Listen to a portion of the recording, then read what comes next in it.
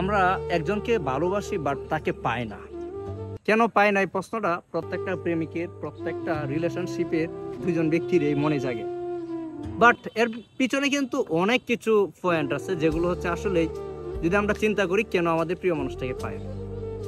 একটা পুরুষ কি একটা নারীকে তার দেহ পাওয়ার জন্য ভালোবাসে? এস অন্য? আমি মনে করি যে একটা পুরুষ কখনো একটা নারীর দেহ পাওয়ার জন্য ভালোবাসে না, যদি সেটা ভালোবাসা হয়। আর একটা আছে নষ্টামি, সেটার জন্য আমি ইয়েস বলতে পারি।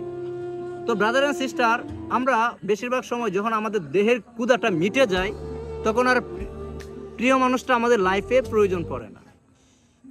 আবার যতক্ষণ পর্যন্ত আমাদের দেহের ক্ষুধাটা থাকে ততক্ষণ পর্যন্ত আমাদের প্রিয় মানুষটা আমাদের লাইফে প্রয়োজন হয়। তো আমরা কারা বা কোন রিলেশনশিপ থেকে আমাদের বিচ্ছেদ হয়, বা কোন প্রেমিকগুলো তাদের প্রেমিকাকে হারায়, বা কোন প্রেমিকগুলো তাদের প্রেমিককে হারায়। তো ব্রাদার এন্ড সিস্টার, ওই জায়গায় হচ্ছে ওই সকল প্রেমিকগুলো তাদের প্রেমিকাকে হারায়, ওই সকল প্রেমিকা তাদের প্রেমিককে হারায়, যে সকল প্রেমিকা শুধু দেহের ক্ষুধা মেটানোর জন্য রিলেশনশিপে যায়। তো এর জন্য কি যে আসলে এই ভালোবাসা কি পবিত্র না? প্রেম কি পবিত্র না? আমি বলবো হ্যাঁ, সবকিছু পবিত্র। বাট যদি সঠিক একটা মানুষের সাথে আপনার রিলেশনশিপ হয়, সঠিক একটা মানুষকে আপনি ভালোবাসেন, জীবনটা সুন্দর। যদি আপনার আপনার ইচ্ছে থাকে যে তাকে শেষ নিঃশ্বাস পর্যন্ত, শেষ নিঃশ্বাস অবধি তাকে আমার করে রাখবো, আমি তার হয়ে থাকবো, তাহলে ওই প্রেমটা সুন্দর। আর যদি ওই ক্ষণিকের ভালোবাসেন যে অপশনাল হিসাবে ঘুরলাম ফিরলাম চললাম খাইলাম, এটা যদি ভাবেন, তাহলে আপনার জন্য প্রেম শব্দটা অপবিত্র হয়, আপনার জন্য ভালোবাসা শব্দটা অপবিত্র হয়, আপনার জন্য মানুষ আত্মা সম্পর্কের প্রিয় মানুষের প্রতি বিশ্বাসটা উঠে যায়।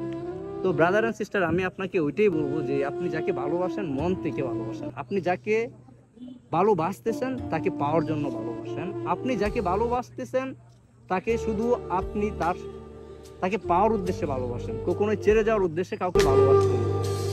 দেখেন, আপনি একটা পাখিকে পালতেছেন, সেটাকে আপনি খুব ভালোবাসেন, কিন্তু একটা সময় পর যদি ওই পাখিটা কোনো কারণে মরে যায়, তাহলে আপনি অনেক দিনে মন খারাপ থাকবে। আর একটা মানুষ যেটা আপনার সাথে কথা বলতে পারে, চলতে পারে, আপনার সাথে বিভিন্ন জায়গায় যেতে পারে, বা আপনি একটা আপনার লাইফের অংশ হিসেবে নিয়েছেন, সে যদি আপনাকে ছেড়ে চলে যায় অথচ সে দুনিয়াতে বেঁচে আছে, এই অবস্থায় আপনার কতটুকু কষ্ট হইতে পারে, ওই জিনিসটা ভেবে হলেও আপনি আপনার প্রিয় মানুষটাকে কখনোই কষ্ট দিবেন না। ওই জিনিসটা ভেবে হলেও আপনি আপনার প্রিয় মানুষটাকে আগলে রাখুন। ওই জিনিসটা ভেবে হলেও আপনি আপনার প্রিয় মানুষটাকে ভালোবাসতে শিখুন। ব্রাদার অ্যান্ড সিস্টার, জানি না কথার মধ্যে যদি ভুল থাকে, ছোট ভাই হিসাবে সরি। অ্যান্ড যদি কথাগুলো ভালো লাগে তাহলে অবশ্যই লাইক কমেন্ট শেয়ার করতে ভুলবেন না। অ্যান্ড হচ্ছে শাকিল ভাইয়ের সাথে থাকবেন সবাই। See you next time everybody.